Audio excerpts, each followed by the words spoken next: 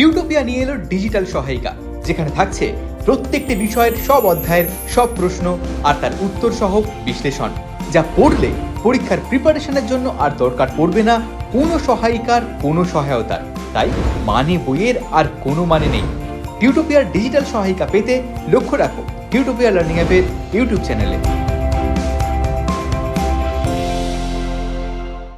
Hello students, welcome to the YouTube channel of Tutopia learning app. আমি Sumit sir চলে এসেছি তোমাদের সঙ্গে আরও একটা নতুন ইংলিশের ক্লাস নিয়ে। তো as you all have noticed that I am covering all of the chapters one by one. ঠিক আছে, তো আজকে তোমাদের জন্য যে চ্যাপ্টারটা আমি নিয়ে এসেছি সেটা হচ্ছে passing away of Bapu of class 10, অর্থাৎ তোমাদের চ্যাপ্টার নাম্বার 3। এইবার এই চ্যাপ্টারটা থেকে যত রকমের এমসিকিউ হতে পারে, যত রকমের এসএকিউ হতে পারে, ফিল ইন দ্য ব্ল্যাঙ্কস হতে পারে, কোয়েশ্চেন আনসার হতে পারে, তোমাদের টেক্সচুয়াল গ্রামার হতে পারে, along with your text book exercise, আমি সমস্তটা কিছু কভার করব। সেই সাথে এক্সট্রা কিছু কোয়েশ্চেন আনসারও তোমাদের জন্য আমি নিয়ে এসেছি। তো এত কিছু কোয়েশ্চেন আনসার সলভ করানোর পর না তোমাদের এর বাইরে থেকে পরীক্ষায় কিছু পড়তে হবে, না তোমাদের এর বাইরে থেকে এক্সামে কিছু কোয়েশ্চেন আসবে। তাহলে কি বুঝলে যে মানে বইয়ের এখন আর কোনো প্রয়োজন নেই, কোনো সহায়িকার সহায়তাও তোমার দরকার নেই। টিউটোপিয়ার ইউটিউবের এই ভিডিওগুলো তোমার পরীক্ষাতে 90% অ্যাবভ মার্কস এনে দিতে একদম হেল্পফুল হবে। তাহলে ক্লাসটা শুরু করার আগে আরেকটা কথা বলি যে আমি ধরে নিচ্ছি এই চ্যাপ্টারটা তোমরা অলরেডি সবাই পড়ে ফেলেছো। সেটা স্কুলে হতে পারে, বাড়ির প্রাইভেট টিউটারের কাছে হতে পারে, বা যেখানেই হোক না কেন পড়ে ফেলেছো।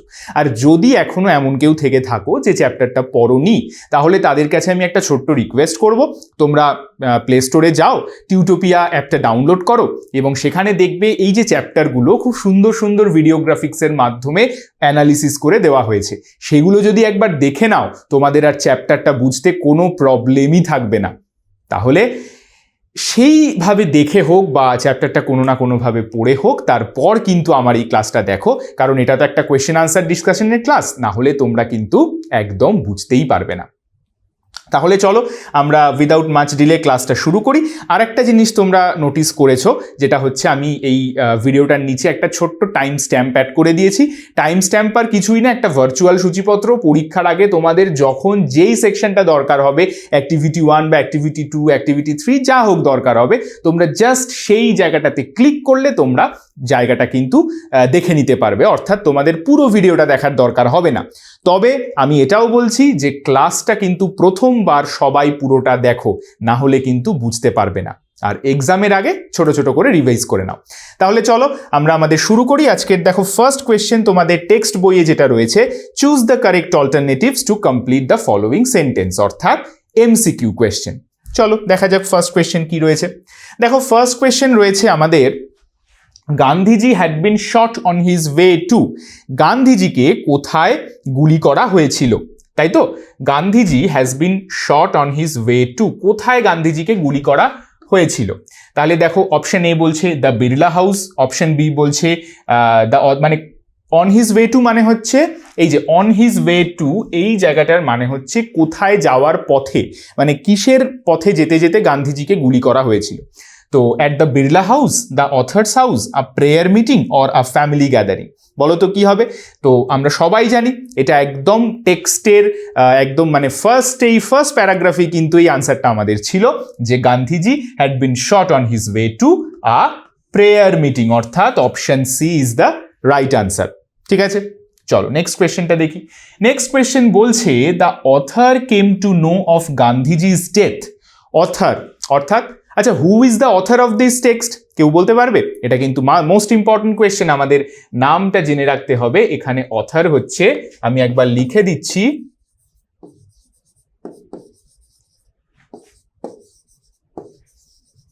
নয়নতারা সেহগল। ঠিক আছে, এখানে অথার কিন্তু নয়নতারা সেহগল, এটা কিন্তু মাথায় রাখবে। তাহলে এই যে other came to no Gandhiji's death, Gandhiji যে মারা গেছিলেন সেই খবরটা how did the author receive? by a letter, by a telephone call, by a telegram or by a public broadcast? আমরা সবাই জানি যেটাও ওই ফার্স্ট প্যারাগ্রাফেই রয়েছে যে by a telephone call, অর্থাৎ option B is the right answer. Next, When one is faced with the shock of a loved one's death, one, এই কোয়েশ্চেনটা কিন্তু ভেরি ভেরি ইম্পর্টেন্ট তোমাদের এমসিকিউর জন্য অ্যাজ ওয়েল অ্যাজ এসএকিউ, মানে short answer টাইপের কোয়েশ্চেনের জন্য। হ্যাঁ, কারণ এটা কিন্তু একদম টেক্সট থেকেই লাইনটা তুলে দেওয়া হয়েছে, এটা কিন্তু অনেকবার এর আগে পরীক্ষা এসছে, এইবারও important. When one is faced with the shock of a loved one's death, যখন কেউ তার নিজের প্রিয়জনের মৃত্যুকে ফেস করে তখন সে কি করে? whimpers, laughs, claps না shout? whimper মানে হচ্ছে ধরো ফুপিয়ে ফুপিয়ে কাঁদা বা একটা গুমড়ে গুমড়ে কাঁদা এইরকম। laughs মানে হাসে, নাকি ক্ল্যাপ মানে হাততালি দেওয়া, নাকি হাততালি দেয়, নাকি শাউটস নাকি চেঁচায়? তাহলে এটা আমরা একদম টেক্সটেই রয়েছে যে অপশন এ ওয়ান, whimpers। ঠিক আছে, এটা কিন্তু সবাই মাথায় রাখবে। নেক্সট দেখি, গান্ধীজির funeral was to take place. গান্ধীজির ফিউনারালটা কবে হয়েছিল? টেক প্লেস মানে কবে হয়েছিল, অনুষ্ঠিত হয়েছিল। গান্ধীজির ফিউনারাল মানে কি? ফিউনারাল কথাটার মানে হচ্ছে, যেটাকে আমরা বাংলায় বলে থাকি শ্রাদ্ধ শান্তির ক্রিয়াকর্ম। আমরা বলি না যে এই দেখবে তোমরা যদি কখনো কোনো শ্রাদ্ধ বাড়ি বা কোনো এরকম কোনো শোকের বাড়ির ওই কার্ড পাও, দেখবে ওখানে মেনশন থাকে পারলৌকিক ক্রিয়াকর্ম। মানে কি? এই যে শ্রাদ্ধ শান্তি যে সমস্ত আর কি রিচুয়ালস থাকে আমাদের হিন্দু মিথোলজিতে, সেগুলোকে।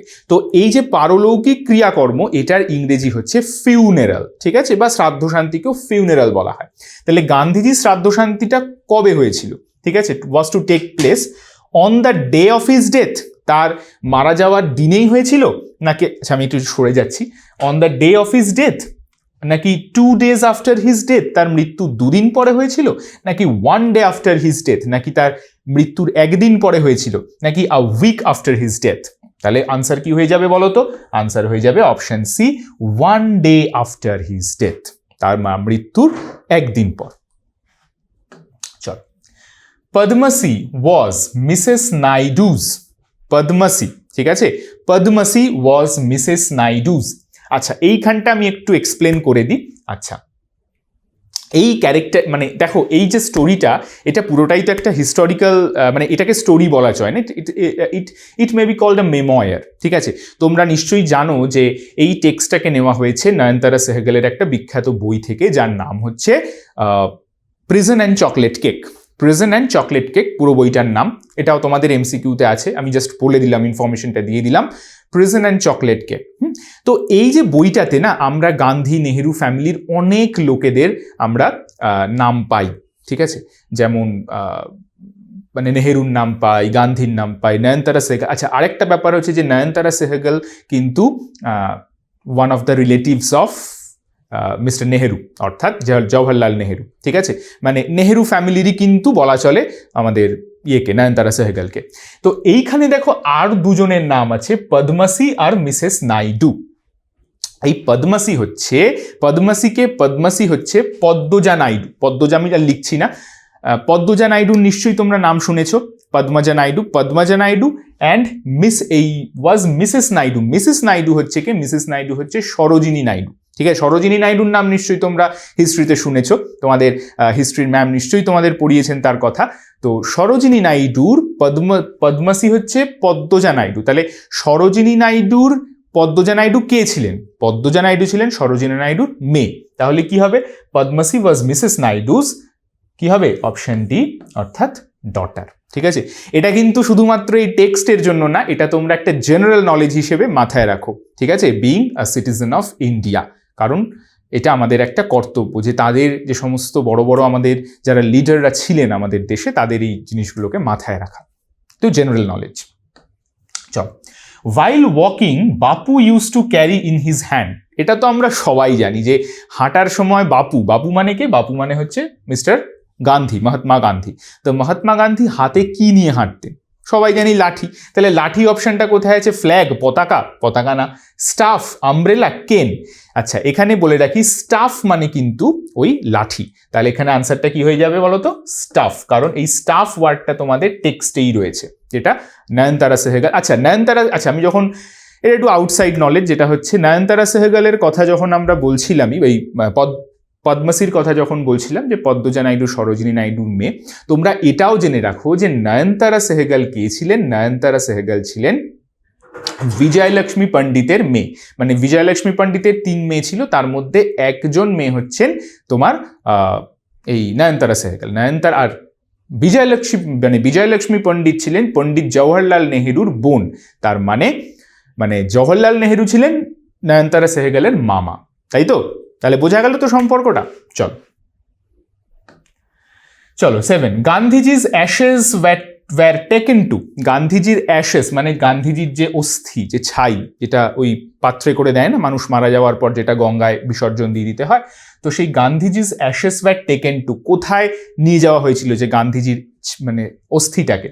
আহমেদাবাদ, এলাহাবাদ, দিল্লি আর বেনারস। আমরা জানি কি এলাহাবাদে, কারণ এলাহাবাদেই বয়ে চলেছে পবিত্র গঙ্গা, সেখানে ইমার্শনের জন্য।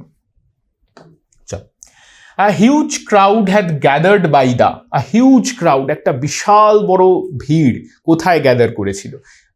বাই দা মানে কিসের ধারে, কিসের ধারে গ্যাদার করেছিল? এইগুলো কিন্তু বুঝতে হবে যে কিসের ধারে বলতে চাইছি। গ্যাঞ্জেস মানে গঙ্গা, যমুনা, ব্রহ্মপুত্রা নাকি নর্মদা? তাহলে কি হবে বলো তো? অপশন এ হয়ে যাবে কারেক্ট আনসার, গ্যাঞ্জেস, কারণ এলাহাবাদে গঙ্গা রয়েছে। চলো, Gandhiji awakened people to one another's. Gandhiji awakened people. Gandhiji মানুষকে জাগিয়ে তুলেছিল। কিসের জন্য জাগিয়ে তুলেছিল বা কিসের প্রতি জাগিয়ে তুলেছিল? টু ওয়ান অ্যানাদার্স, একজন আরেকজনের কিসে? ইনডিফারেন্স মানে কি? মানে উদাসীনতা, মানে একজন আরেকজনের প্রতি উদাসীন থাকবে, সে মরলো না বাঁচলো কিছু যাবে আসবে না, এই রকম করতে শিখিয়েছিল? নাকি জেলাসি, হিংসা করতে শিখিয়েছিল? নাকি সাফারিং মানে একজন কেউ কষ্ট পেলে সেই কষ্টটাকে নিজের মধ্যে ফিল করতে শিখিয়েছিল, সেটাকে করেছিল? নাকি গ্রিড, নাকি লোভ করতে শিখিয়েছিল? তো obviously suffering is the correct answer. চল, তো এইবার আমাদের মোটামুটি টেক্সট বইতে আমাদের এই টেক্সটার দেখবে তোমাদের ইউনিট 1, ইউনিট 2, ইউনিট 3 করে দেওয়া আছে। তো এই 3টে ইউনিট মিলিয়ে আমাদের টেক্সটে যতগুলো এমসিকিউ ছিল আমরা কভার করলাম। We have covered all this. Now we are moving on to some extra MCQ questions, okay, that may come in your exam. That is very important. চলো, the text is an extract from Nayantara Sahgal's, যেটা আমি বলছিলাম তখন, outside question, background question. The text is an extract মানে হচ্ছে অংশ। যে এই টেক্সটটা আমরা যেটা পড়লাম পাসিং অ্যাওয়ে অফ বাপু, এটা কোন বড় টেক্সটের অংশ? তাহলে কি হবে? অপশনে রিচ লাইক আস এই বইটার, নাকি prison and chocolate cake, fasting feasting, না কান্থাপুরা? তাহলে আমি তোমাদের বললামই যে এটা মাথায় রাখবে, প্রিজন অ্যান্ড চকলেট কেক হচ্ছে আমাদের correct answer. Prison and chocolate cake থেকে এই বইটা, এই গল্পটাকে নেওয়া হয়েছে। Next, when the author received an urgent telephone call she was, যখন অথর সেই আর্জেন্ট টেলিফোন কলটা পেয়েছিলেন তখন তিনি কি করছিলেন?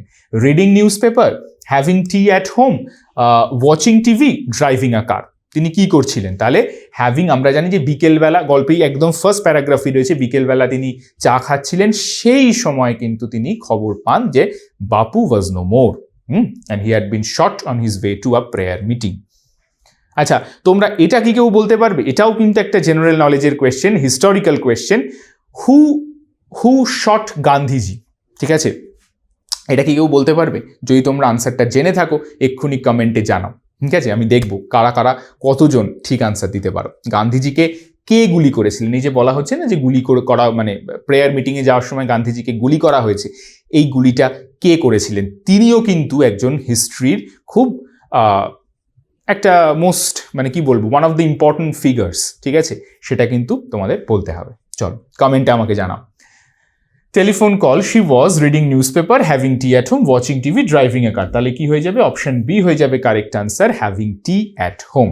চল, Nayantara Sahgal was called to, Nayantara সেহগালকে কোথায় ডাকা হয়েছিল, কোথায় আসতে? Option A Tata house, option B Birla house, option C parliament house, option D circuit house. তাহলে আমরা কোথায় যা বলবো? Option B Birla house. এই বিড়লা হাউস আমাদের রয়েছে, তো এটাকে এখন বলা হয় গান্ধী স্মৃতি মিউজিয়াম, এরকম একটা কিছু নাম দেওয়া হয়েছে, আগে নাম ছিল বিড়লা হাউস, ঠিক আছে? চল, at Birla house Gandhiji's body was surrounded by, Birla হাউসে গান্ধীজির বডিটা ঘিরে রেখেছিল, কারা ঘিরে রেখেছিল? His followers, relatives, mourning people. আচ্ছা, মর্নিং পিপল মানে কি? এটা কিন্তু মর্নিং লিখে দিও না আবার, ঠিক আছে? মর্নিং আর মর্নিং কিন্তু আলাদা। মর্নিং মানে হচ্ছে বিলাপ করা বা দুঃখ করা, মানে দুঃখী যারা, যে সমস্ত মানুষরা দুঃখ করছিল, কান্নাকাটি করছিল, তাদেরকে বলা হয় মর্নিং পিপল।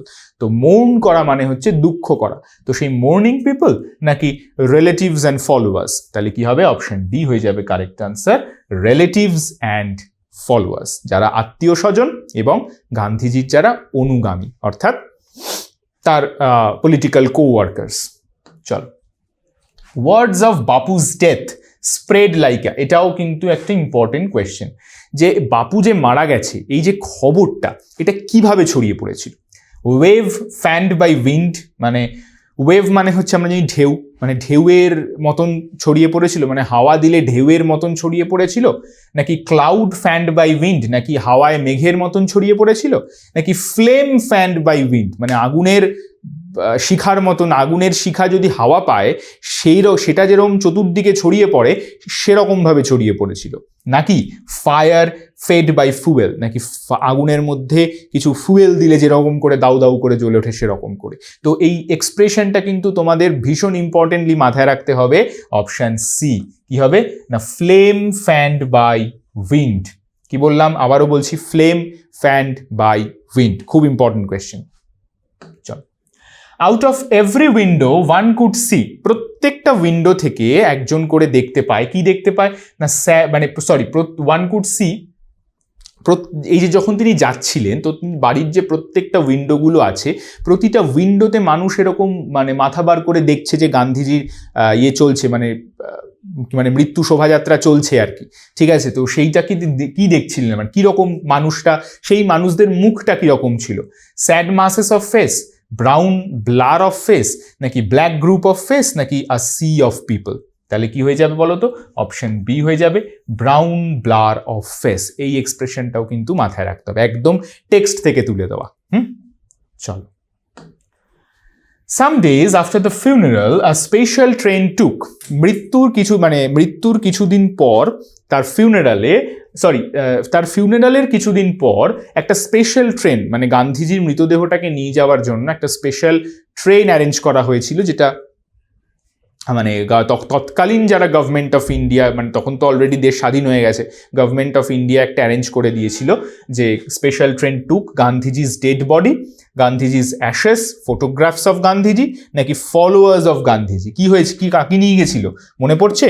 গান্ধীজি's অ্যাশেস। তো সেগুলোকে নিয়ে কোথায় গেছিল সেই স্পেশাল ট্রেনটা? এলাহাবাদে। চলো, next, the particular compartment was decorated with, ওই যে পার্টিকুলার কম্পার্টমেন্টটা সেটা কি দিয়ে সাজানো ছিল? ওই পার্টিকুলার কম্পার্টমেন্টটা সাজানো ছিল গার্ল্যান্ডস। গার্ল্যান্ডস মানে মাথায় রাখবে, গার্ল্যান্ডস আর ফ্লাওয়ার কিন্তু আলাদা। ফ্লাওয়ার হচ্ছে যে ফ্লাওয়ার্সগুলো, একটা একটা ফ্লাওয়ার গেঁথে এক একটা করে গার্ল্যান্ড তৈরি হয়। গার্ল্যান্ড হচ্ছে যেটাকে মালা বলা হয়, ঠিক আছে? তো সেই গার্ল্যান্ডস দিয়ে, পিকচার্স দিয়ে, ফ্লাওয়ার্স দিয়ে না লাইটস দিয়ে? আমরা কিন্তু বলবো অপশন সি, ফ্লাওয়ার্স। এখন তোমাদের মধ্যে যদি কেউ প্রশ্ন করো যে স্যার গার্ল্যান্ডের মধ্যেও তো ফ্লাওয়ার আছে, তাহলে কি গার্ল্যান্ড যদি অপশনে লিখি তাহলে কি সেটা ভুল? হ্যাঁ, অবভিয়াসলি ভুল হবে। কেন বলো তো? তার কারণ হচ্ছে যে তোমাদের এমসিকিউ কিন্তু একদম টেক্সচুয়াল লিখতে হবে, মানে টেক্সটে যেই ওয়ার্ডটা আছে সেই ওয়ার্ডটাই কিন্তু অ্যাপ্রোপ্রিয়েট আনসার হবে। তো টেক্সটে কিন্তু কোথাও গার্ল্যান্ডস নেই, টেক্সটে কি রয়েছে, মানে টেক্সটে এই যে লাইনটা যেখানে রয়েছে এই লাইনটায় কিন্তু লেখা আছে ফ্লাওয়ার্স, ঠিক আছে? চল, পিপল অন দ্য ট্রেন স্যাং, মানে গাড়িতে যারা লোকগুলো রয়েছে, তাই মানে সেই ট্রেনে তারা কি গাইছিল, কি গান গাইছিল? কীর্তন গাইছিল, নাকি গজলস গাইছিল, নাকি প্যাট্রিয়টিক সংস গাইছিল, দেশাত্মবোধক গান গাইছিল, নাকি ভজনস গাইছিল? তো এটা জানি, অপশন ডি, ভজনস। এটাও কিন্তু খুব ইম্পর্টেন্ট প্রশ্ন, আমি অনেক জায়গাতে দেখেছি, অনেক স্কুলের কোয়েশ্চেনে বা অনেক বোর্ডের কোয়েশ্চেনেও দেখেছি। চল, after Bapu's death the author felt at, এটাও ভেরি ইম্পর্টেন্ট কোয়েশ্চেন। স্টার্ট দিলাম, আফটার বাপুস ডেথ, বাপু মারা যাওয়ার পর অথার কিরকম একটা ফিল করেছিল? I felt at, option B হয়ে যাবে সি, মানে তিনি অ্যাজ ইফ সমুদ্রে পড়েছেন, যে এরপর তিনি কি করবেন, what to do next and what path has to be chosen, ঠিক আছে, শি কুড নট ডিসাইড, ঠিক আছে। তো she was in a state of confusion and mental conflict after Bapu's death. তো এই জায়গাটাই কিন্তু এখানে বলা হচ্ছে, এটাকে sea, that particular situation is been compare to the sea, the vast sea. এটাকে এই জন্যই বলা হচ্ছে আই ফেল্ট অ্যাট সি, আমি সমুদ্রে পড়েছি। তো এই মোটামুটি হচ্ছে আমাদের আজকের এমসিকিউগুলো হলো।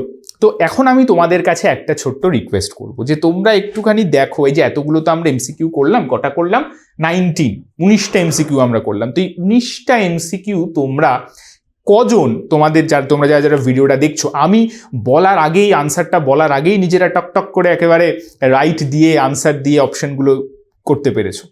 যদি দেখো যে মোটামুটি তোমরা ঠিকঠাক বেশিরভাগ আনসারই দিতে পেরেছো, তাহলে তো বলবো যে না, তোমাদের প্রিপারেশনটা মোটামুটি ঠিক আছে। আর যদি কেউ এরকম হয়ে থাকে যে না, আমি বলার আগে না, স্যারের বলার জন্য ওয়েট করছি, তারপর আনসার দিচ্ছি, এখনও কয়েকটা জায়গা প্রবলেম হচ্ছে, তাহলে কিন্তু বুঝতে হবে যে তোমাদের প্রিপারেশনে একটু হলেও কিন্তু খামতি থেকে যাচ্ছে। আর এই প্রিপারেশনে খামতি দূর করার জন্য আমাদের পড়াশুনো তো করতেই হবে, কিন্তু সেই সাথে একটা প্রপার স্টাডি ফ্লো বা স্টাডি রুটিন মেনটেন করে পড়াশুনো করতে হবে। আচ্ছা, এই যে একটা প্রপার স্টাডি ফ্লো এর কথা বললাম, কেমন হওয়া উচিত সেই প্রপার স্টাডি ফ্লো? চলো একটু দেখে নিই। ক্লাস 10-এর স্টুডেন্টসদের জন্য টিউটোপিয়া নিয়ে এলো মেগা স্টাডি প্যাক। পরীক্ষায় দুর্দান্ত রেজাল্ট করতে গেলে যা হতে পারে তোমার নিশ্চিত সাফল্যের সহায়ক। পরীক্ষায় ভালো রেজাল্ট করতে গেলে প্রিপারেশন হতে হবে একেবারে সলিড, আর তার জন্য অনুসরণ করতে হবে যথাযথ স্টাডি ফ্লো। চলো এক ঝলকে দেখে নেওয়া যায় কি হওয়া উচিত তোমার স্টাডি ফ্লো, অর্থাৎ তুমি কিভাবে পড়লে সেই পড়াটা আর কখনো ভুলবে না, আর পরীক্ষায় ভালো নম্বরও পাবে। পড়ার ক্ষেত্রে প্রথমে দরকার কনসেপ্ট, অর্থাৎ বিষয় সম্পর্কে স্বচ্ছ ধারণা। প্রত্যেকটা সাবজেক্টে প্রত্যেকটা চ্যাপ্টার কারোর থেকে বুঝে নেওয়া, তারপর সেই বিষয় রিলেটেড প্রত্যেকটা ডাউটকে ক্লিয়ার করা। এরপরে তৃতীয় ধাপ, সেই চ্যাপ্টারটার উপর সংক্ষেপে একটা ব্রিফ নোট পড়া, এবং চতুর্থ ধাপ হলো সেই চ্যাপ্টারের সম্ভাব্য প্রশ্নোত্তরগুলোকে পড়ে ফেলা, যার উপর নির্ভর করবে তোমার পরীক্ষার সাফল্য। এরপর তোমার প্রস্তুতি কত দূর, তার জন্য তোমাকে দিতে হবে চ্যাপ্টার ওয়াইজ মক টেস্ট। তবে শুধুমাত্র টেস্ট দিলেই কিন্তু হবে না, বিশেষজ্ঞ কোনো শিক্ষককে দিয়ে সেই উত্তরপত্র চেক করিয়ে বুঝে নিতে হবে কোথায় কোথায় খামতি রয়েছে।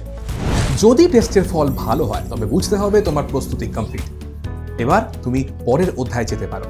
আর ফল খারাপ হলে এই পুরো প্রক্রিয়াটা আরও একবার রিভাইজ করতে হবে। তবে বলে রাখি, তোমার এই প্রস্তুতির ক্ষেত্রে তোমার সাহায্য করতে পারে পশ্চিমবঙ্গ বোর্ডের বাংলা মাধ্যমে ছাত্রছাত্রীদের পড়াশোনার জন্য একমাত্র অ্যাপ টিউটোপিয়া। এই পুরো স্টাডি ফ্লোর জন্য টিউটোপিয়াই হলো অল ইন ওয়ান সলিউশন। কিভাবে? Step 1, concept video. টিউটোপিয়া অ্যাপে প্রত্যেক অধ্যায়ের বিষয়গুলো ছোট ছোট টপিকে ভেঙে নিয়ে গ্রাফিক্স অ্যানিমেশনের সাহায্যে এমনভাবে বোঝানো হয়েছে যা তোমাদের পড়তেও ভালো লাগবে আর মনেও থাকবে। Step 2, live class and doubt clearing. Tutopia live ক্লাসে সেই বিষয়গুলোই বোঝানো হয় বিশদে। পাশাপাশি প্রত্যেকটা ক্লাসে থাকে ডাউট ক্লিয়ারিং সেশন, যেখানে সরাসরি তোমাদের সমস্ত ডাউট বা সংশয়ের নিরসন হতে পারে। Step 3, brief notes. নোটসের জন্য টিউটোপিয়ায় তোমরা পাবে স্মার্ট নোটস, যেখানে সংক্ষেপে টু দি পয়েন্টে অধ্যায়ের ব্রিফ নোট তো করাই রয়েছে। Step 4, question and answer. আমাদের অ্যাপের নোটসে প্রশ্নোত্তরের আলোচনা তো থাকছেই, সেই সঙ্গে একটা অধ্যায় সব রকমের প্রশ্নোত্তরের জন্য এখন তোমাদের কাছে থাকছে ইউটিউবের এই ক্লাসগুলো, অর্থাৎ টিউটোপিয়া ডিজিটাল সহায়িকা। Step 5, mock test. টেস্ট দেওয়ার জন্য টিউটোপিয়া থাকছে প্রত্যেকটা বিষয়ের অধ্যায় ভিত্তিক mock test. Step 6, answer sheet checking and model answer.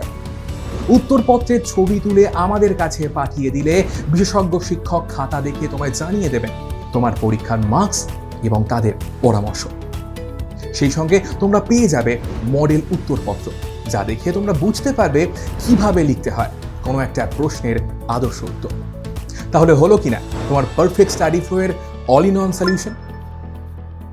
আর এই সব কিছু নিয়েই ক্লাস 10-এর ছাত্রছাত্রীদের জন্য টিউটোপিয়ার এই মেগা স্টাডি প্যাক।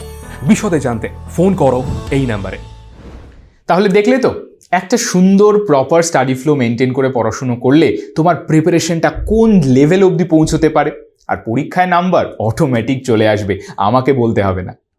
তাহলে চলো আমরা আর ডিলে না করে আমাদের নেক্সট পোর্শনে চলে যাব। চলো কি বলছে দেখো, এটাও তোমাদের টেক্সট বুক এক্সারসাইজ থেকেই নেওয়া হয়েছে। Feel in the chart with information from the text, মানে চার্ট ফিল করতে হবে টেক্সট থেকে ইনফরমেশন নিয়ে। চল দেখো কি কি ইনফরমেশন আমাদের বলেছে। Date on which Gandhiji was shot dead, এটাও কিন্তু ভীষণ ইম্পর্টেন্ট, এই ডেটটা তোমাদের মাথায় রাখতে হবে। কোন ডেট না, 30th জানুয়ারি 1948, 1948-এর 30th জানুয়ারি, ঠিক আছে, গান্ধীজিকে কিন্তু গান্ধীজি মারা যান, ঠিক আছে। Place where Gandhiji breathed his last, কোন জায়গাতে গান্ধীজি তার শেষ নিঃশ্বাস ত্যাগ করেন, Birla house. Information given by the broadcast, ব্রডকাস্টে কি ইনফরমেশন দিয়েছিল, ব্রডকাস্টে ইনফরমেশন দিয়েছিল Gandhiji was shot dead on his way to a prayer meeting. দেখো একটা কথা বলি, তোমাদের না একটুখানি নিজেদেরকে একটু ক্রিয়েটিভ হতে হবে। তোমাদের বইতে যেটা আনসার আছে যে ব্রডকাস্টে বলছে দেয়ার বাপু ওয়াজ নো মোর, কিন্তু আমি সেভাবে না লিখে আমি একটু অন্যভাবে লিখলাম যে Gandhiji was shot dead on his way to a prayer meeting, এটাই ব্রডকাস্টে বলা হচ্ছে। তো এইভাবে যদি সুন্দর করে আমরা লিখি আমাদের মার্কসটাও কিন্তু অন্য 5 জন স্টুডেন্টের থেকে একটু বেটার হবে, ঠিক আছে, এটা কিন্তু তোমরা মাথায় রাখবে। চলো আর আবার টেক্সট বুক এক্সারসাইজ আছে, state whether the statements are true false আছে। এবার আমাদের বলেছে কি ট্রু ফলস করতে হবে, and provide supporting sentences, phrases, words in support of your answer.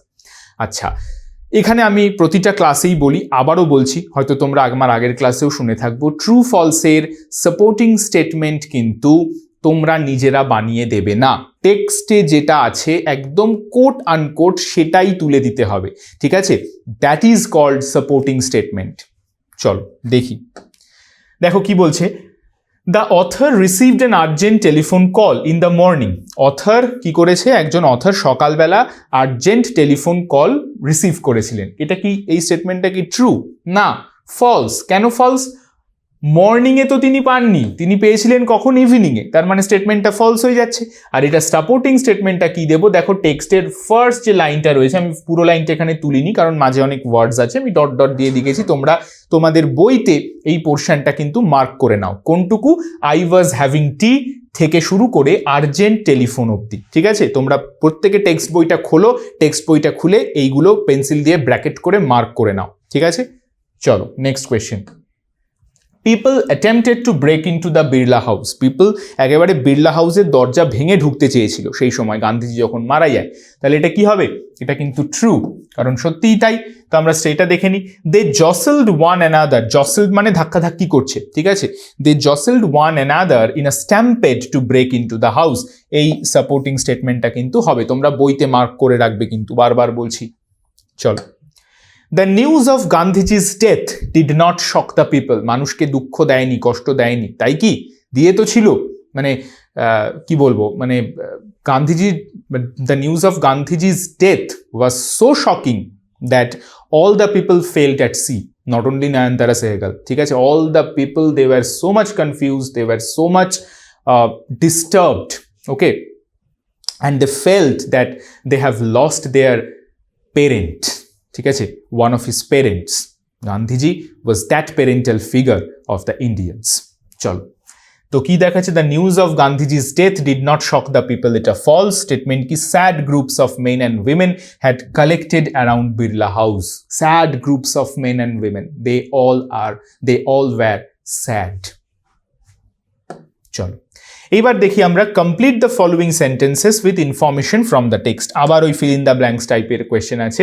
Thousands of people wept trying to touch Bapu's feet, তারা কি করছিল, তারা বাপুর পা ছোঁয়ার জন্য চেষ্টা করছিল, ঠিক আছে। The author was among people for whom walking, author ছিল সেই সমস্ত মানুষদের মধ্যে একজন যার জন্য ওয়াকিংটা with Gandhiji had a special meaning, মানে অথারের কাছে এই যে গান্ধীজি মারা যাচ্ছেন, মানে তার ডেড বডির সঙ্গে হেঁটে হেঁটে চলা, এই যে ওয়াকিংটা, এটার কিন্তু একটা স্পেশাল মিনিং ছিল ফর অথার। ঠিক আছে, এইভাবে এটা কিন্তু তোমরা লিখে নাও আনসারগুলো। To walk is to make slow progress, এগুলো অ্যাকচুয়ালি প্রত্যেকটাই আমাদের টেক্সট থেকেই রয়েছে, বাট টেক্সট থেকে কতটুকু কি নিতে হবে সেটা হয়তো আমরা অনেকেই বুঝে উঠতে পারিনি, তার জন্য আমি তোমাদের আনসারগুলো এক্সপ্লেন করে দিলাম। ঠিক আছে, একবার ভালো করে দেখে নাও, পারলে স্ক্রিনশট তুলে নাও, আদারওয়াইজ খাতাতেও কপি করে নিতে পারো। পজ করে তোমরা ভিডিওটা দেখতে দেখতে পজ করে যে কোনো জায়গাতে আনসারগুলো খাতায় কপি করে নেবে। আবার দেখি, fill in the chart with information from the text। আচ্ছা, এইবারে আসছে একটা খুব ইম্পর্টেন্ট জায়গাতে, যেটা হচ্ছে আমাদের স্টেটমেন্ট রিজন। স্টেটমেন্ট রিজনটা কি বলছে, মানে ধরো এখানে একটা স্টেটমেন্ট দেওয়া থাকবে, এখানে তার রিজনটা বলতে হবে। আবার ধরো কোনোটার রিজন দেওয়া থাকলো, তোমাকে স্টেটমেন্টটা বলতে হবে। এই টাইপের কোয়েশ্চেন কিন্তু পরীক্ষাতে আসে, ভালো স্কুলগুলোতে তো অবশ্যই আসে, বাট এখন অনেক স্কুলগুলোতেও কিন্তু দেওয়া হয়। দেখো, ফার্স্টে আমাকে রিজনটা বলে দিচ্ছে, ফার্স্ট কোয়েশ্চেন, এটাও তোমাদের টেক্সটেই রয়েছে, টেক্সট বইয়ের কোয়েশ্চেনই রয়েছে। কি বলছে, thousands of people walked in the procession at, এখানে একটা স্পেস হবে, একটু দিয়ে নেবে, thousands of people walked in the procession at Gandhiji's funeral. তো রিজনটা বলছে যে থাউজেন্ডস অফ পিপল, হাজার হাজার লোক গান্ধীজির ফিউনারাল প্রসেশনে হেঁটেছিলেন। তো এই স্টেটমেন্টটা কি, it was impossible to move, মানে অথর বলছেন যে নড়াচড়ার জায়গা নেই, তার কারণটাই হচ্ছে কি thousands of people walked in the procession with Bapu's funeral. ঠিক আছে, আচ্ছা এইবার দেখা যাক কি বলছে। Padmashri declare that they would walk with Gandhiji in the funeral procession. Padmashri মানে পদ্মজা নাইডু, পদ্মজা নাইডু কি ডিক্লেয়ার করছেন, that they would walk with Gandhiji in the funeral procession, তারা গান্ধীজির সঙ্গে হাঁটবেন। তার রিজন কি, because it was the last time that they would be walking with Bapu, যেটাই তো একটা শেষ সময়, এরপর তো আর গান্ধীজিকে পাওয়া যাবে না। ঠিক আছে, মানে গান্ধীজির ইনফ্লুয়েন্সটা কতটা ছিল মানে তার কান্ট্রিম্যানদের ওপর, সেটা বুঝতেই পারছো নিশ্চয়ই। To walk was often the only way open to average Indian. আচ্ছা এইবার দেখি, complete the following sentences with information from the text. People on the special train, people সেই যে স্পেশাল ট্রেন, স্যাং ভজন, কি করলো, ভজন গাইছিল। The author felt she had grown up within a magic circle, এগুলো সব বই থেকে নেওয়া হয়েছে, ম্যাজিক সার্কেলের মধ্যে তিনি বড় হয়েছেন। বাপু had passed away, but Bapu মারা গেছেন, but his India would continue to live in his children, তার যে আইডিয়া, তার যে কনসেপ্ট অফ নেশন, সেটা কিন্তু মানে গ্রো করবে তার ছেলে মেয়েদের মধ্যে, that would continue to live among his children, children means his countrymen, the followers of Gandhiji। ঠিক আছে, নেক্সট আবার বলছে কমপ্লিট দ্য ফলোয়িং স্টেটমেন্টস।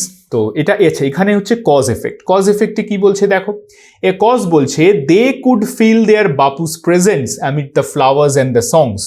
তার এফেক্টটা কি, people did not weep more, people ট্রেনে আর কান্নাকাটি করছিল না, কারণ এই যে তারা কীর্তন গাইতে গাইতে যাচ্ছে, এই যে ফুল, এই যে সমস্ত কিছু, মানে একটা গান্ধীজির অ্যাশেজ রয়েছে, পবিত্র অ্যাশেজ রয়েছে তাদের কাছে, যার জন্য তারা কিন্তু গান্ধীজির অ্যাবসেন্সটাকে ফিল করতে পারছিল না। তারা সবসময় মনে করছিল যে গান্ধীজি আমাদের সঙ্গেই আছেন।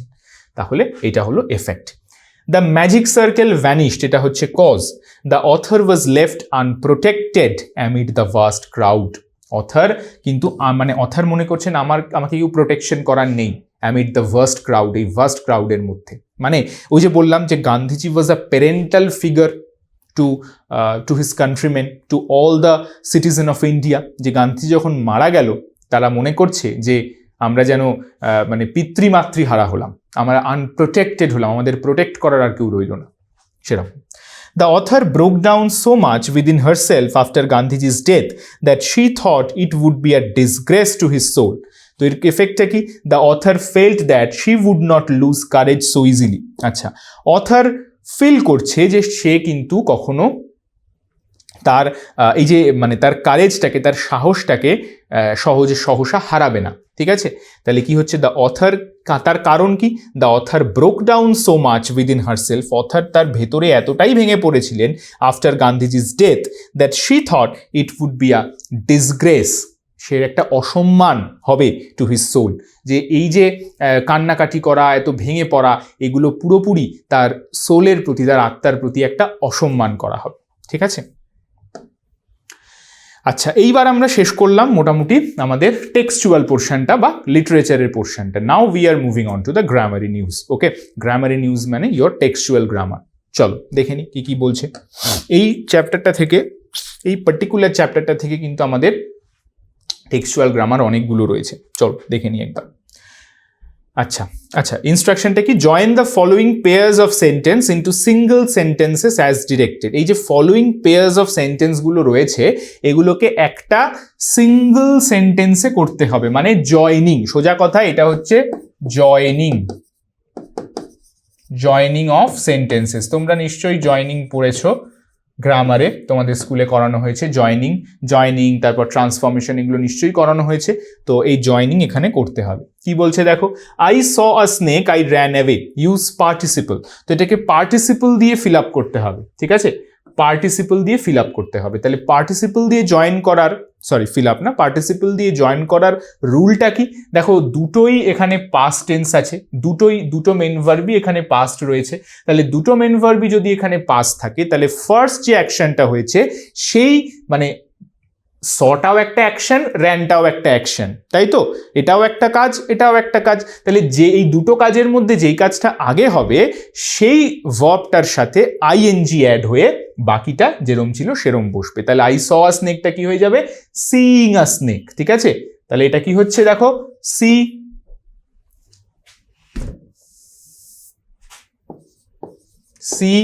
প্লাস আইএনজি, সিইং, ঠিক আছে? Seeing a snake I ran away, ঠিক আছে?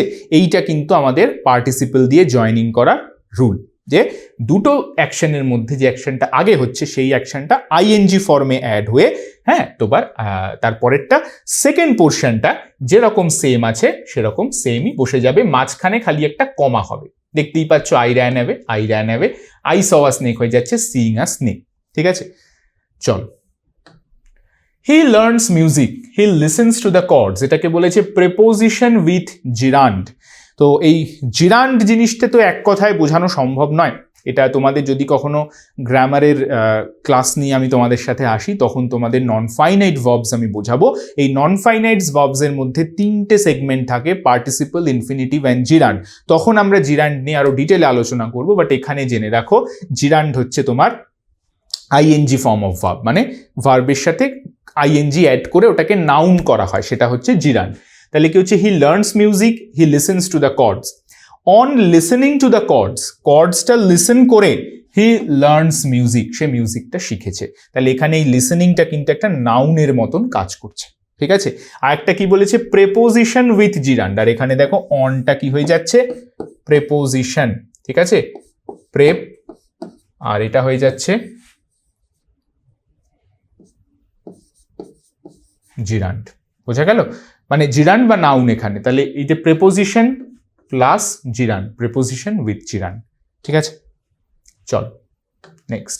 Gold is a precious metal, it is use to make ornaments. Gold হচ্ছে একটা প্রেশাস মেটাল, মানে খুব মূল্যবান একটা মেটাল, ঠিক আছে? It is use to make ornaments, এটাকে তৈরি মানে অর্নামেন্টস করার কাজে এটাকে লাগানো হয় আর কি। Use noun in apposition. আচ্ছা, নাউন ইন অ্যাপোজিশন এটাও আমি ছোট্ট করে বোঝাচ্ছি।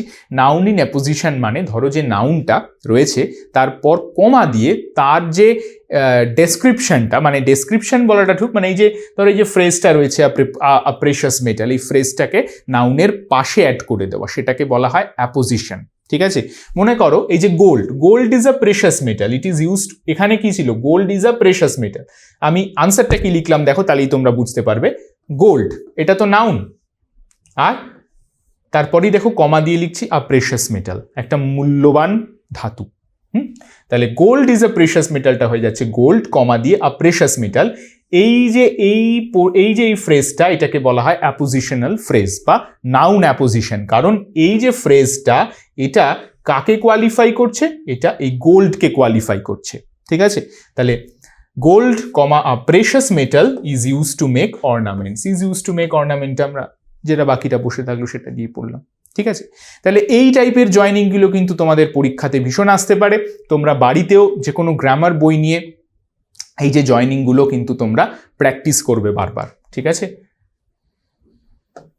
চলো, Ramu has some money, he can buy books, use infinitive. দেখো আবার ইনফিনিটিভ, ইনফিনিটিভ মানে হচ্ছে নন ফাইনাইট ভার্ব, যেটা জিরান্ট পড়লাম একটা তার সেগমেন্ট, ইনফিনিটিভও কিন্তু নন ফাইনাইট ভার্বের একটা সেগমেন্ট, ঠিক আছে।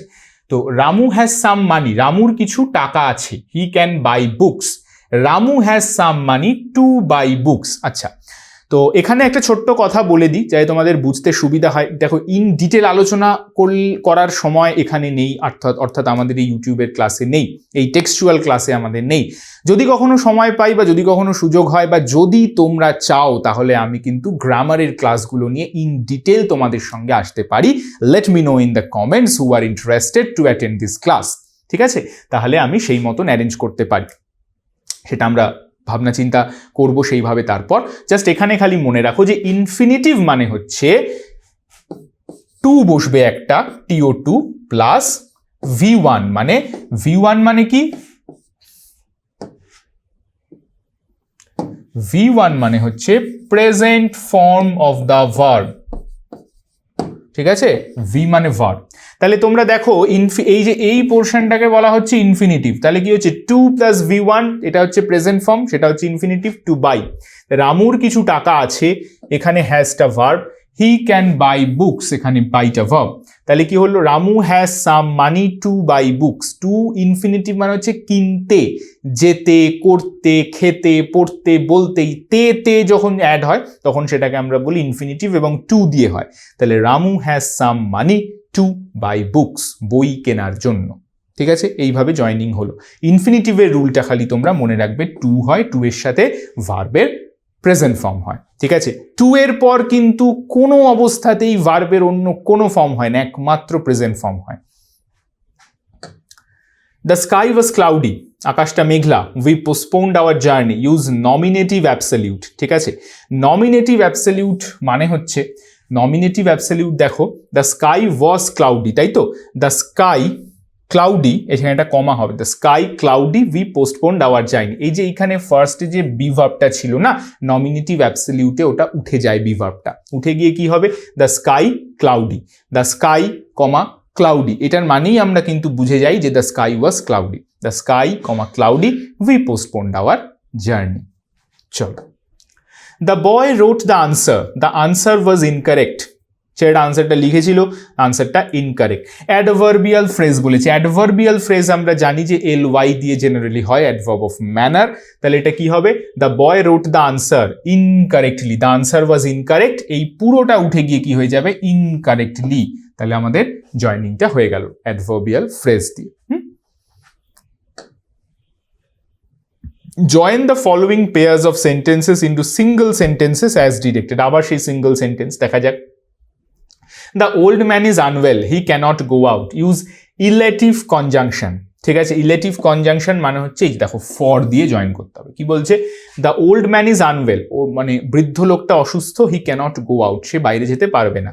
দ্য ওল্ড ম্যান, তখন আমরা কি করব, দেখো এখানে এই ইলেটিভ কনজাংশন হচ্ছে বিষয়টা আর কিছুই না, কার্যকারণ সম্পর্ক বোঝায়, যে কেন ওল্ড ম্যানটা বাইরে যেতে পারবে না, তার কারণ হচ্ছে সে অসুস্থ। তাহলে কারণটা জেনারেলি আমরা পরে দিই, তাহলে কারণ যদি আমরা পরে দিই তাহলে তার ফলাফলটা আগে দিতে হবে, হি ক্যানট গো আউট। তাহলে এখানে একটা সেন্টেন্সের শুরুই তো আর প্রোনাউন দিয়ে হতে পারে না, তখন আমরা দ্য ওল্ড ম্যান আর হি তো সেম, তাই না। তাহলে দ্য ওল্ড ম্যানটা আমরা ফার্স্টে দিলাম, the old man cannot go out হলো, মানে এই পোর্শনটা আমরা আগে নিয়ে গেলাম, the old man cannot go out for, এখানে ফর মানে কিন্তু জন্য না, এখানে ফর মানে হচ্ছে because, for he is unwell.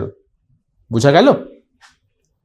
চল, he is honest, he is humble. Use cumulative conjunction. Cumulative conjunction মানে ধরে রাখো, মানে এটা জানো খুব শর্টে, নট অনলি বাট অলসো, শুধুমাত্র এটা নয় এটাও, এই যে সেন্টেন্সটা আমরা বলে থাকি না, not only dot dot dot but also, not only but also দিয়ে জয়েনিং, এটা অনেক বই, অনেক গ্রামার বইতে এরকম ভাবেও লেখে। তাহলে এটা কি হবে, he is not only honest, সে শুধুমাত্র অনেস্টই নয়, বাট অলসো হাম্বল, কিন্তু আবার বিনয়ীও, মানে শুধুমাত্র সৎ তাই নয়, সে বিনয়ীও, একই সাথে। তো এটাকেই বলা হয় কিউমুলেটিভ কনজাংশন, বাট অলসো হাম্বল। আচ্ছা, সেকেন্ড এই পোর্শনটায় কিন্তু এই যে বি ভার্ব, এটা হবে না।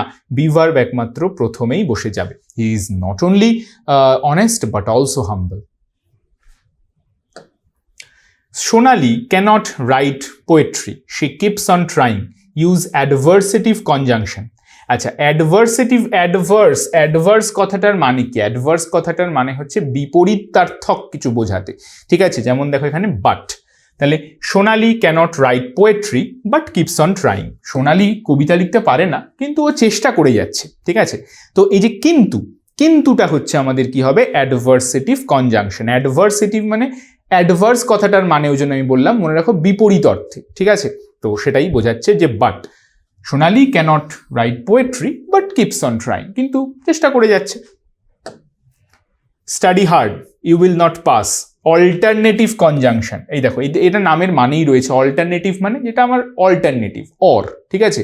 Do it or make it, এরকম টাইপের ব্যাপার। এটা করো অথবা এটা করো। Study hard or you will not pass the examination, মন দিয়ে পড়াশুনো করো, আদারওয়াইজ তুমি কিন্তু এক্সামে পাস করতে পারবে না। অর, ঠিক আছে? এটা মাথায় রাখবে, অর দিয়ে হয়। অনেক সময় অর হয়, আদারওয়াইজ হয়, এগুলো দিয়েও হয়। আসলে কি জানো তো, ইংলিশ গ্রামারটা একটা হচ্ছে vast sea of knowledge language. তো এই ছোট ছোট টেক্সচুয়াল গ্রামার আমি এখানে তোমাদের সুবিধার জন্য করে দিচ্ছি ঠিকই, কিন্তু এইগুলো কিন্তু আরও কোর থেকে তোমাদের জানতে হবে, শিখতে হবে, ঠিক আছে? তো সেই জন্য আমি বারবার বলছি যে গ্রামার কিন্তু তোমরা ভালো করে আলাদা করে অবশ্যই শিখবে, আর আমাদের এই ক্লাসগুলোও দেখতে থাকো, তোমাদের ভীষণ হেল্প হবে। চলো, এইবার বলছে যে into single sentences as directed. আচ্ছা, Rabindranath Tagore is a famous poet, এগুলো পুরোটাই জয়নিং রয়েছে। একবার Rabindranath Tagore is a famous poet, he won the Nobel prize.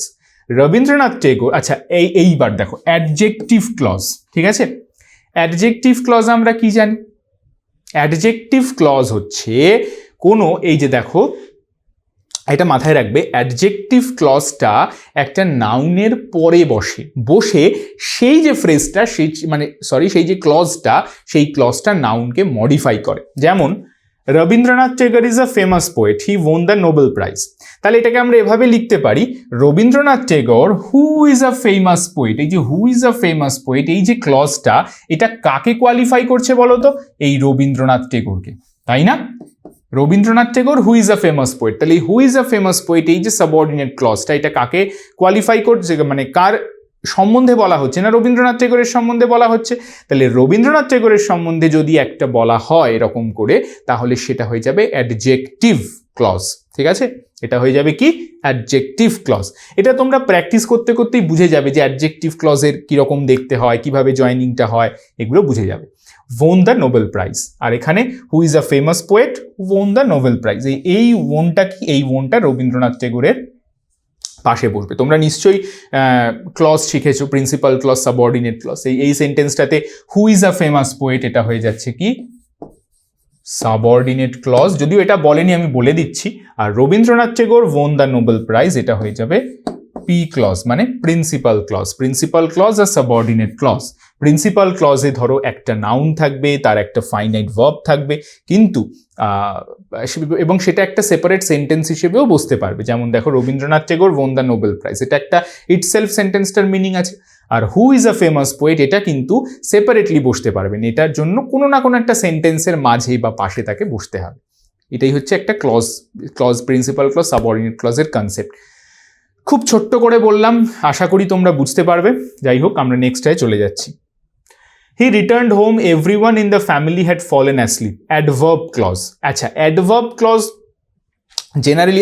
Generally তোমরা মাথায় রাখবে কয়েকটা জিনিস, আমি শর্টে বলে দিই। অ্যাডজেক্টিভ ক্লজ যেই মানে তোমার প্রোনাউনগুলো দিয়ে জয়েন হয়, সেটা হচ্ছে হু, হুইচ, এগুলো দিয়ে জয়েন হয়। আর অ্যাডভার্ব ক্লজ কি হয়? জেনারেলি ওয়েন দিয়ে হয়, একটা টাইমকে বোঝায়, তাই না? আমরা জানি যে অ্যাডভার্ব ক্লজ টাইম, ম্যানার এগুলোকে বোঝায়। তাহলে এটা কি হবে? দেখো সেন্টেন্সটা কি বলছে, দেখো কি বলছে, he returned home, everyone in the family had fallen asleep. তাহলে everyone in the family had fallen asleep when he returned home. তাহলে এই যে ওয়েন হি রিটার্নড হোম, এই যে সাবঅর্ডিনেট ক্লজটা, এটা কাকে মানে বলো তো কাকে কোয়ালিফাই করছে? টাইমটাকে কোয়ালিফাই করছে, যে যখন সবাই ঘুমিয়ে পড়েছিল তখন সে এসেছিল, তাহলে একটা টাইমকে কোয়ালিফাই করছে, তাহলে এটা কি হয়ে যাচ্ছে? Adverb clause. The sun rises in the east, everyone knows it, noun clause. Noun ক্লজটা কিন্তু তোমাদের অনেকের গোলায়। একটা জিনিস মাথায় রাখবে, নাউন ক্লজ কিন্তু নাউনের মতোই কাজ করবে, ঠিক আছে? এবং নাউন ক্লজ একটা সেন্টেন্সের অবজেক্টে বসতে পারে, একটা সেন্টেন্সের সাবজেক্টেও বসতে পারে। সেটা কি রকম দেখো।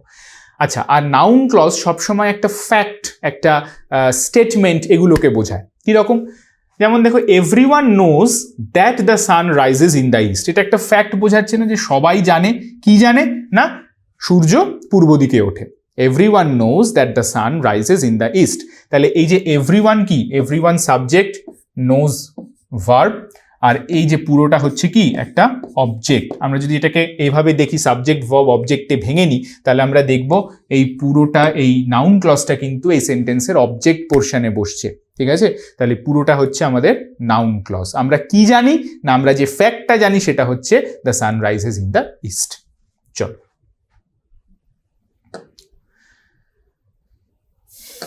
চলো এবার দেখি কম্পাউন্ড সেন্টেন্স। এবার আমাদের কি বলেছে এটাকে? কম্পাউন্ড সেন্টেন্সে করতে। It rained hard, the roads wire not flooded. Compound sentence মানে কি? কম্পাউন্ড সেন্টেন্স মানে হচ্ছে তোমার দুই বা দুইয়ের বেশি যদি প্রিন্সিপাল ক্লজ জয়নিং থাকে কোনো কনজাংশন দিয়ে, সেটাকে হচ্ছে বলা হয় compound. It rained hard but the roads wire not flooded, ঠিক আছে? বাট দিয়ে জয়েন করতে হবে। কম্পাউন্ড সেন্টেন্স মাথায় রাখবে অ্যান্ড, বাট এগুলো দিয়ে জয়েনিং জেনারেলি হয়। আমি বারবার বলছি জেনারেলি। এই সেন্টেন্সটা যেরকম বাট দিয়ে হবে। বৃষ্টি প্রচুর হয়েছে কিন্তু রাস্তাগুলো ভেসে যায়নি। এটা কি বলেছে দেখো? সিম্পল সেন্টেন্স বলেছে। He completed his work, he took rest. সে তার কাজটা কমপ্লিট করেছে এবং রেস্ট নিয়েছে। সিম্পল সেন্টেন্স তাহলে কি হবে দেখো, ওই যে আবার সেই প্রথম যে সেন্টেন্সটা করেছিলাম না, পার্টিসিপল দিয়ে জয়নিং, এটা কিন্তু সেটা। দেখো, কমপ্লিটেড হিজ ওয়ার্ক এটা একটা ভার্ব, আবার ঠিক টুক রেস্ট এটাও আর একটা ভার্ব। তাহলে তোমরা বলো তো যে এই দুটো ভার্বের মধ্যে, দুটো অ্যাকশনের মধ্যে কোনটা আগে হয়েছে? সে আগে কমপ্লিট করেছে কাজটা, কমপ্লিট করেই তো সে রেস্ট নেবে, তাহলে আগে কমপ্লিট করেছে। তাহলে যেটা আগে কমপ্লিট করেছে সেটাকে আমি আইএনজি ফর্মে করে দেবো, কমপ্লিটিং। সেন্টেন্সটা স্টার্টই হবে এটা দিয়ে, completing his work he took rest. এই টাইপের পার্টিসিপল দিয়ে জয়নিং কিন্তু ভেরি ভেরি ইম্পর্টেন্ট পরীক্ষার জন্য। মানে ধরে রাখো, যদি জয়নিং আসে এরকম একটা আসবেই, এরকম পার্টিসিপল দিয়ে joining. Rahul is a great singer, he can sing different kinds of song. Complex সেন্টেন্সে করতে হবে। তাহলে দেখো, কমপ্লেক্স সেন্টেন্সে করলে আমরা কিন্তু এটাকে অ্যাডজেক্টিভ ক্লজ দিয়ে জয়েন করাতে পারি, তাই না? অ্যাডজেক্টিভ ক্লজ তো একটা কমপ্লেক্স সেন্টেন্স। যেমন দেখো, রাহুল, যেটা আমরা রবীন্দ্রনাথের যেটা পড়লাম আমরা, Rahul is a great singer. Who is a great singer, এই who is a great singer কাকে কোয়ালিফাই করছে? রাহুলকে, ঠিক আছে? Rahul who is a great singer can sing different kinds of song. এটা কি হয়ে যাচ্ছে দেখো, আমি অ্যাডজেক্টিভ ক্লজ দিয়ে জয়েন করলে আমি কিন্তু কমপ্লেক্স সেন্টেন্স বানিয়ে নিতে পারছি। কিরকম? Who is a great singer এটা subordinate clause, Rahul can sing different kinds of song এটা হচ্ছে প্রিন্সিপাল ক্লজ। তাহলে একটা প্রিন্সিপাল, একটা সাবঅর্ডিনেট, কমপ্লেক্স সেন্টেন্স হয়ে গেল। Next, the time of departure of the train has changed, Alia knew it. এটাকে কিন্তু আমরা নাউন ক্লজ দিয়ে করতে পারি। কিরকম ভাবে? Alia knew that the time of departure of the train has changed, যেটা একটু আগে করলাম। Everyone knows that the sun rises in the east, ওরকম হবে। I do not watch television, I do not listen to the radio also. Compound sentence করতে হবে। I do not watch television and do not listen to the radio. আমি টেলিভিশনও দেখি না, radio শুনি না। The child was short, the child could not pick the guava from the tree. Simple sentences. আচ্ছা, এটাও কিন্তু তোমাদের, এটা একটুখানি বোঝাচ্ছি আমি তোমাদের। এটা কিন্তু আমাদের কি করতে হবে? এটা কিন্তু আমাদের ওই পার্টিসিপল দিয়েই জয়েনিং। কিন্তু দেখো, দেখে একটু মনে হচ্ছে একটু অন্যরকম লাগছে না? বুঝিয়ে দিচ্ছি। দেখো, এই সেন্টেন্সে কি বলছে দেখো, the child was short, the child could not pick, এটাও একটা ভার্ব, এটাও একটা ভার্ব। তাহলে এই আমি বলেছি দুটো ভার্ব যদি থাকে, দুটো ভার্বের মধ্যে যেটা আগে হচ্ছে, কিন্তু এখানে ওয়াজ কি মেইন ভার্ব, কোনো অ্যাকশন ভার্ব না, ওয়াজ তো বি ভার্ব, কিন্তু এই সেন্টেন্সটায় ওয়াজ মেইন ভার্ব হিসেবে কাজ করছে। দ্য চাইল্ড ওয়াজ শর্ট, বাচ্চাটা বেঁটে, তাহলে আমাকে এইখানে পার্টিকুলারলি এই ধরনের সেন্টেন্সগুলো, যেই ধরনের সেন্টেন্সে বি ভার্ব মেইন ভার্বের মতো অ্যাকশন করবে এবং যেখানে এই সিম্পল সেন্টেন্স করতে বলা হবে, সেখানে কি করতে হবে, আমাকে বি ভার্বটার আইএনজি ফর্ম ইউজ করতে হবে। বিং শর্ট, বি ভার্বের আইএনজি ফর্ম কি? বিং। তোমরা নিশ্চয়ই ওইতে 3টে লিস্ট থাকে না তোমাদের গ্রামার বইতে, যে প্রেজেন্ট পাস্ট পাস্ট পার্টিসিপল, এই 3টে লিস্ট কিন্তু ভালো করে মুখস্থ করবে, ওখানে সব দেওয়া আছে। দ্য চাইল্ড বিং শর্ট, এটাকে তোমরা এভাবেও লিখতে পারো, the child being short could not pick the guava from the tree, এটাকেও লিখতে পারো, বা এভাবেও লিখতে পারো, being short the child could not pick the guava from the tree. দুটোই both are correct. Split the following into 2 sentence. আচ্ছা, এটাই আমাদের মোটামুটি বোধহয় আজকের লাস্ট গ্রামার এক্সারসাইজ। আচ্ছা, স্প্লিটিং, স্প্লিটিং মানে কি গো? স্প্লিট মানে কি? স্প্লিট কথাটার মানে হচ্ছে ভাঙা, ভেঙে দেওয়া। তো এতক্ষণ আমরা জুড়ছিলাম, তাই না? জয়নিং, এতক্ষণ আমরা জুড়ছিলাম, এইবার আমাদের ভাঙতে হবে, মানে ব্যাক ক্যালকুলেশন করতে হবে। এতক্ষণ আমরা সামনে এগোচ্ছিলাম, এবার পিছনে আঁটতে হবে। মাধ্যমিকে কিন্তু আজকাল স্প্লিটিংও দিচ্ছে। দেখো কিরকম স্প্লিটিং আমরা কিভাবে করব। স্প্লিটিংয়ে তোমাকে জাস্ট স্প্লিটিং আর কিচ্ছু না, জয়নিংয়ের অপোজিট। তোমাকে জয়নিংয়ে 2টো সেন্টেন্স দিয়ে দিত বা 3টে সেন্টেন্স দিয়ে, 3টে সেন্টেন্স দেয় না ওয়েস্ট বেঙ্গল বোর্ডে, বলছি কথার কথা আর কি, যে 2টো 3টে 4টে সেন্টেন্স দিয়ে দেওয়া হলো, সেটাকে জয়েন করতে হচ্ছে। আর স্প্লিটিংয়ে কি করছি আমরা? স্প্লিটিংয়ে জয়েন করাই আছে, সেটাকে ভাঙতে হবে। কিভাবে দেখো, it rained I could not leave the room, ঠিক আছে? It rained and I could not leave the room, answer কি হবে? ইট রেইনড, ঠিক আছে? আমি এটা মাথায় রাখো এইভাবে, আমি যখনই দেখছি এখানে একটা অ্যান্ড দেওয়া আছে, তার মানে আমি বুঝে যাচ্ছি এটা কম্পাউন্ড সেন্টেন্স আছে। আরও কি করে বুঝছি? দেখো, অ্যান্ডের আগে যেটা আছে সেটাও একটা প্রিন্সিপাল ক্লজ, অ্যান্ডের পরে যেটা আছে সেটাও একটা প্রিন্সিপাল ক্লজ, তার মানে কম্পাউন্ড সেন্টেন্সের ক্রাইটেরিয়া ম্যাচ করছে, এটা একটা কম্পাউন্ড সেন্টেন্স। তাহলে এটাকে আমি যখন আমি 2টো প্রিন্সিপাল ক্লজ কনজাংশনের দুদিকে পেয়ে যাচ্ছি, তাহলে আমি ওটাকে 2টো ইজিলি ভেঙে দিতে পারবো। দেখো, ইট রেইনড হলো একটা সেন্টেন্স, আর একটা স্প্লিটিং হচ্ছে I could not leave my room. এবার তুমি যদি এটাকে কম্পাউন্ড করো, দেখবে আনসার এটা আসবে, it rained and I could not leave my room. বোঝা যাচ্ছে? এইভাবে কিন্তু স্প্লিটিংটা করতে হবে। He thought that he could win the race, সে ভেবেছিল যে সে রেসটা জিততে পারবে। ভালো করে আনসার দেখো না, আগে ভালো করে কোয়েশ্চেনটা দেখো। হি থট, এই দেখো দ্যাট দিয়ে আছে, that he could win the race মানে কি? এটা একটা নাউন ক্লজ, নাউন ক্লজ দিয়ে জয়নিং হয়েছে। হি থট, সে ভেবেছিল, তাহলে he could win the race, he thought it. তাহলে এই দেখো, he could win the race, এটাকে আমরা একটা একটা সেন্টেন্সে ভাঙলাম, he could win the race, he thought it, he thought it. এই ইটটা কি বলতো? এই ইটটা এই ফ্যাক্টটাকে বলছে। হি থট ইট, সে জানতো বা সে ভেবেছিল হি কুড উইন দ্য রেস।